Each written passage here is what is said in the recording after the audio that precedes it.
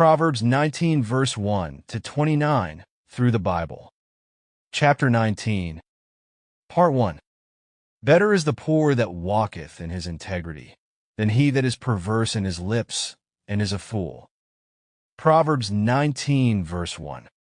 The Lord has forbidden us to call anyone a fool, but the Spirit of God has really been using that word. Apparently, there are quite a few fools in the human family. Also, that the soul be without knowledge, it is not good, and he that hasteth with his feet sinneth. The foolishness of man perverteth his way, and his heart fretteth against the Lord. Proverbs 19 verses 2 and 3. There is an antithetic parallelism all through these Proverbs. Here is a contrast between those who are the children of God and those who are not. The one is in the path of truth. The other, who is in the path of self-will and ignorance, God calls a fool. We have a modern proverb, where ignorance is bliss, 'tis folly to be wise. This is a false proverb. Sometimes people, even officers of the church, pride themselves on being ignorant of the Bible. In board meetings, I have heard church officers speak out saying, well, that is theological, that is biblical, and I don't know much about that. I had to bite my lip from saying, why in the world don't you know it? You are a mature man, an officer in the church, and you should not be that devoid of spiritual understanding. Someone sent me this proverb. No man is uneducated who knows the Bible, and no one is truly educated who is ignorant of its teachings. Although the world does not accept this, I believe it is true. I do not think a man can be truly educated if he is ignorant of the Bible. Certainly one cannot be a mature Christian and be ignorant of the Bible. A knowledge of the Word of God should be a characteristic of the child of God. Wealth maketh many friends, but the poor is separated from his neighbor. Proverbs 19 verse 4. Wealthy people seem to have a lot of friends. Their houses are full of guests, so long as the refrigerator is filled and the bar is well stocked and there is music and entertainment.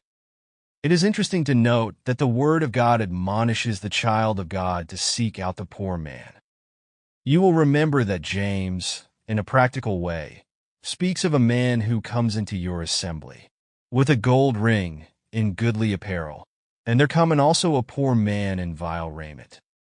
And ye have respect to him that weareth the gay clothing, and say unto him, sit thou here in a good place, and say to the poor, stand thou there, or sit here under my footstool. James 2 verses 2 and 3. Unfortunately, it is true that the poor man has his problems in many of our churches. A couple was telling me about their personal experience. They are poor and not able to buy the latest in style, and what they wear looks pretty worn. They went to a church that has a reputation of being a very conservative evangelical church. They were snubbed. What happened to them is terrible. Human nature has not changed down through the centuries. The old nature is still being revealed. My mother used to ask me before she went out, is my petticoat showing? Now my wife asks me the same thing. There are a lot of folk who are stepping out, going to church, and moving into society of their particular group whose old nature is showing. And it shows in matters like separating the poor from their society. God lays it on the line, doesn't he?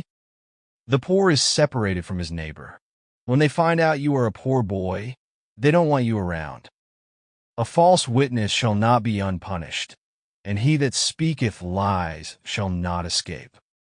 Proverbs 19 verse 5. Drop down to verse 9 and see that it is almost the same statement. A false witness shall not be unpunished, and he that speaketh lies shall perish. A false witness is not going to escape. He will be found out. He will be called to account for what he has said. Not only that, he is going to perish. God tells us that in Revelation 21 verse 8. We think of Ahab and Jezebel in connection with the episode of Naboth's vineyard. The record is in 1 Kings 21 and 22. Because Naboth would not give up his vineyard to the king, arrangements were made to have false witnesses bring an untrue charge against him and then stone him to death. Ahab thought he got by with this crime, but Elijah met him and told him that where Naboth's innocent blood had been shed, the dogs would lick his blood. What happened was this.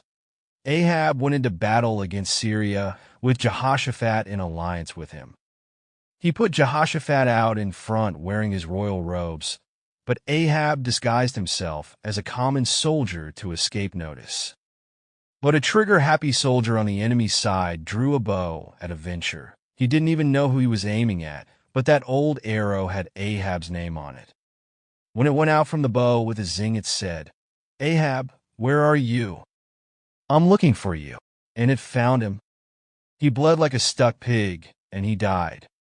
The blood ran out of the wound in the chariot, and one washed the chariot in the pool of Samaria, and the dogs licked up his blood, and they washed his armor, according unto the word of the Lord which he spake. 1 Kings 22, verse 38.